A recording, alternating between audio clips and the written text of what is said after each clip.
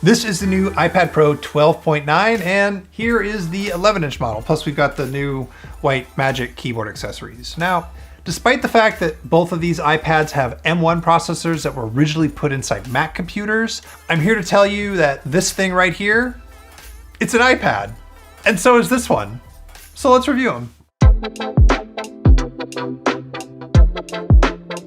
The 12.9-inch iPad Pro starts at $1099, which is $100 more than last year's version, but there's a good reason for that.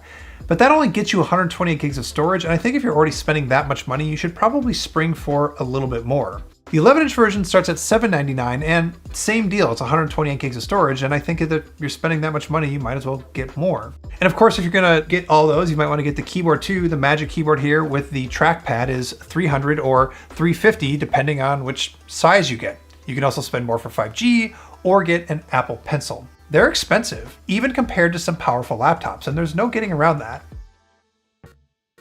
There are really only two things that you need to know about these new iPad Pros. The first is that they have that M1 processor, and that is important because it's supposed to enable a bunch of new features and functionality inside these iPads. But before we go any further, no. The M1 chip does not mean that you can run Mac apps on these iPads, even though it is the exact same processor as in the new iMac, the new MacBook Pro, the new MacBook Air, and the new Mac Mini. And I have some thoughts on all of that, but actually mostly they're really emotions. But I'm a good Minnesotan, so I'm gonna bury those emotions deep down. I'm not gonna talk about them until they explode out in a fit of rage, which is probably gonna happen a little bit later in this video. M1, we're gonna talk about in a minute.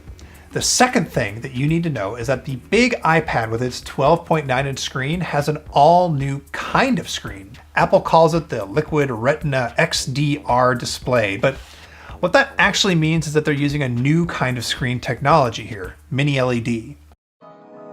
Let's talk screens. Display pixels show colors by combining red, green, and blue, but they need to be lit up so that you can see them. Different screen technologies use different ways to light up all of those pixels. LCD panels have a big backlight behind all of them to evenly light everything, although some of the more advanced ones do have a few different panels to enable a little bit of local dimming. Now, OLED screens, they have pixels that are self-lit, so there's no need for a separate backlight, which is very cool because you get perfect blacks, but it's also very expensive and it comes with other limitations like the longevity of the screen, for years and years. Mini LED puts lights behind the screen like LCD, but it has way more of them. The new iPad Pro 12.9 has 10,000 tiny LEDs back there. Yeah, they're split up into 2,500 local dimming zones, which is about 30 zones per square inch. It's enough. All of this tech is in service of just one thing, not lighting up pixels that are supposed to be black. That means it has a very high contrast ratio and blacks look, well, truly black. On regular LCDs, including on this 11-inch iPad Pro, the blacks are just kind of a dark gray. So with the 12.9-inch iPad Pro, part of what that extra $100 that you're paying for this year's version is an amazing screen. But at first, when I was just using this iPad as an iPad, I didn't really know if I thought Apple delivered here. When you're just using the iPad to do iPad stuff, edit documents, browse the web or whatever, it looks pretty normal. It maxes out at 600 nits of brightness, which ain't all that special. Colors are accurate and all, but yeah, it just seemed like an iPad. But then when you open up something with proper HDR, it's pow, like original Batman show, bat, bam, pow. It is legit. You don't see it until you see it, and then you see it. When the iPad Pro jumps into HDR for videos and photos, the max brightness for the whole screen jumps up to 1,000 and individual points of light can hit up to 1,600 nits. That is very bright. And since the blacks are truly black, well, it basically looks like an OLED screen to me. But look, maybe you don't get into the whole picture quality thing, and TV nerds that talk about contrast ratio and calibrating their OLEDs just make you, I get it. There are other benefits to this screen that are just harder to explain, and I definitely can't really show them to you here on video. Colors look better to me on this screen because of that contrast ratio, especially when there's like yellows with a lot of texture. The fact that the darker parts are actually darker makes the whole thing just look more accurate and sharper, richer and better. I love this screen. But it's not perfect. Anytime you're trying to light up individual pixels, or in this case have 2,500 local dimming zones, some of the light is going to bleed out a little around the pixel. It's going to bloom. So if you run a test that bounces a white square dot around the screen, you can see the blooming. But to me, this is no big deal. I mean, I don't know, how often are you gonna be playing Pong on your iPad Pro? I did run into one weird issue though. Reading ebooks in Kindle or the Apple Books app, in dark mode, there's just this wild, like, gray pillow underneath the text. It's much more than blooming. It's more like the software algorithm for the dimming zone somehow went haywire. I really hope this gets fixed. I don't know if Apple needs to do it or Kindle or the Books app or what, because having true deep blacks means that if you're using this to read in bed in dark mode, there are just fewer pixels lit up shining in your eyes. But look, movies are so good on this screen that Tenet actually made perfect sense to me when I watched it on this iPad. It is that good. Nothing's that good. This is a very good screen though, I promise. Okay, let's finally talk about that M1 processor, which again is on this big one here, but it's also on the smaller 11-inch iPad Pro. What does it really mean that a processor from a Mac is inside an iPad? Well, I mean, I guess it means that Apple's going to tell us how much RAM is inside these iPads now, so that's neat. But otherwise, the question is, does it really change the iPad experience in any significant way? So here's an example. The M1 means that these things can now support Thunderbolt accessories, but that experience is still pretty iPad-y. I plugged it into my Thunderbolt dock and that worked, but it didn't seem to want to pick up the microphone that I had plugged into the dock for reasons. And since the iPad doesn't give you any real system level control over things like audio, I couldn't get any sound out of it because I don't have speakers plugged into my dock, and it wouldn't let me switch the audio back to the iPad speakers. I couldn't just change it to do what I wanted it to do. It did light up my monitor, which is very cool, but when you plug an iPad into a monitor, it just mirrors the iPad.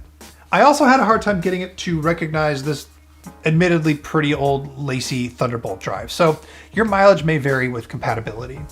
Okay, the M1 is much faster, but whether or not you're actually going to experience any of that quickness totally depends on what apps you use.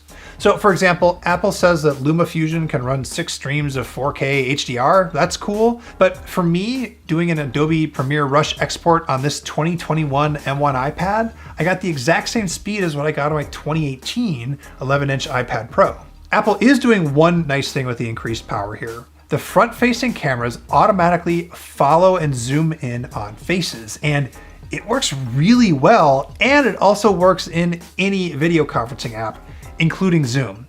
So that's very cool, but of course, the cameras are still in the wrong place over here on the side, so you look like you're staring off to the right most of the time.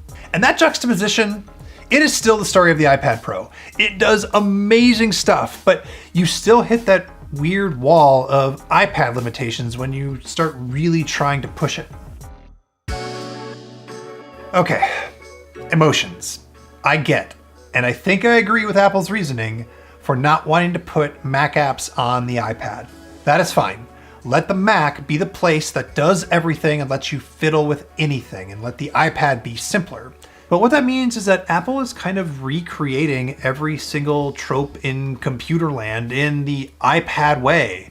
From files to external monitor support to multi-window, Apple has basically committed itself to reinventing computer wheels for the iPad. And that is kind of cool. Sometimes they make some pretty neat wheels, but it's all moving way, way too slowly. And again, you should never buy a thing today based on the promise of a software update tomorrow, or at the next WWDC.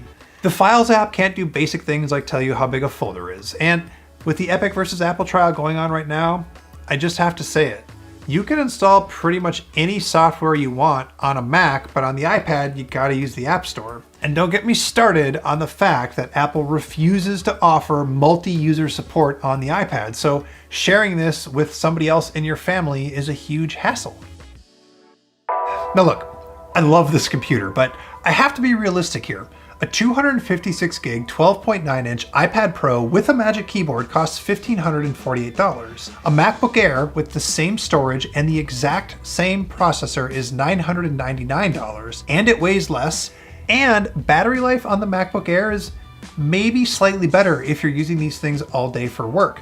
On this machine, if I'm in a ton of Zoom calls and I have the screen brightness set relatively high, if I use it all out for Slack and web browsing and everything else, it'll conk out after 8 hours or so of use. Of course, if you use it less rigorously, it can last much longer, but yeah, battery life is about the same as an Air. So what that $550 gets you is this touchscreen and nicer hardware all around, really great cameras, much better speakers, and so on. Plus, you get this incredible screen. It is the best thing for watching movies that isn't attached to a wall. Those are all perfectly good reasons to spend more money to get the iPad Pro. And it can do some amazing feats of computing. But as I use this thing, this very beautiful object, every day, and as I run into its limitations, I can't help but think about the M1 processor that's inside it and what I know the M1 processor can do on a Mac. I've been saying the same things about the iPad and the iPad Pros for years now, and they're still true. If you need a new iPad and you're willing to spend the money on getting the very best iPad, this is the very best iPad. Just remember that it's an iPad. All right, thanks for watching. Is this screen enough to get, All right, thanks for watching. Is this screen enough to convince you to get an iPad Pro? Discuss. Also, there's a lot going on this week. Google I/O is happening. Monica Chin just reviewed the new iMac. You should definitely go watch that video, and you should click subscribe on her video or on this video. Either one, both.